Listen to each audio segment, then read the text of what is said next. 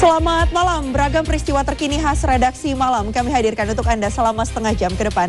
Bersama saya Mayfri Syari, langsung saja kita mulai redaksi malam selengkapnya. Tersangka penyekap dan penyiksa Yuvita, yakni Taufik Hidayat, meminta maaf dalam konferensi pers Polda Jawa Barat pada Jumat kemarin. Kata maaf Taufik ditolak mentah-mentah oleh ayah dan kakak Yuvita yang mengaku dendam dengan kesadisan pelaku. Dalam konferensi pers, pihak rumah sakit juga mengungkapkan bahwa kondisi luka Yuvita yang sudah membusuk hingga akhirnya pihak rumah sakit melapor ke polisi. Penyekapan dan penganiayaan terhadap Yuvita menjadi perbincangan di masyarakat. Selama bertahun-tahun, korban disiksa oleh tersangka Taufik Hidayat sembari berpindah-pindah indekos. Fakta bahwa kasus kekerasan ini berlangsung diam-diam tanpa adanya kecurigaan orang sekitar menimbulkan pertanyaan. Benarkah tersangka memang selihai itu dalam menutupi kejahatannya? Atau ada faktor ketidakpedulian masyarakat yang membuat kasus ini menjadi sulit terungkap? Kita beralih ke informasi lainnya, diduga akibat melawan arus lalu lintas, pengendara motor satu keluarga di Palembang, Sumatera Selatan ditabrak truk. Ibu dan salah satu anaknya tewas, sementara anak bungsu korban selamat. Masih tentang kecelakaan lalu lintas, 3 truk bermuatan tebu terguling di jalur berkelok perbatasan Blitar Malang, Jawa Timur.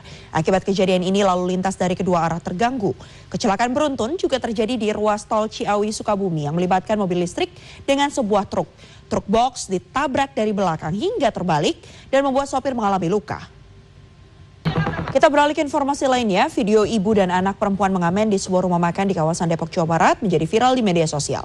Bocah perempuan ini tetap tersenyum ceria sambil menggendong sang adik meski diketahui kondisi ayahnya sedang sakit. Sementara itu di Probolinggo, Jawa Timur, asa seorang atlet putri berprestasi sirna. Ia dinyatakan tidak lolos dalam seleksi meski telah mendaftar melalui jalur prestasi non-akademik. Jangan kemana-mana karena informasi menarik lainnya akan kami sajikan usai jeda. Tetaplah bersama Redaksi Malam. Aksi penjarahan terjadi di negara bagian La Guaira, Venezuela pada Jumat. Usai 2 gempa bumi mengguncang wilayah itu. Setelah 2 gempa bumi dahsyat mengguncang negara Venezuela pada Rabu malam, operasi penyelamatan juga terus berlangsung. Hingga Jumat waktu Venezuela, jumlah korban tewas terus bertambah menjadi sedikitnya 920 orang. Gelombang solidaritas internasional mengalir ke Venezuela setelah 2 gempa mengguncang negara itu pada Rabu. Hingga Jumat, jumlah korban tewas juga terus bertambah menjadi sedikitnya 920 orang. Informasinya akan sekaligus menutup perjumpaan kita di Redaksi Malam edisi hari ini. Saatnya saya Mayfri Syari pamit undur diri. Terima kasih atas kebersamaan Anda dan sampai jumpa.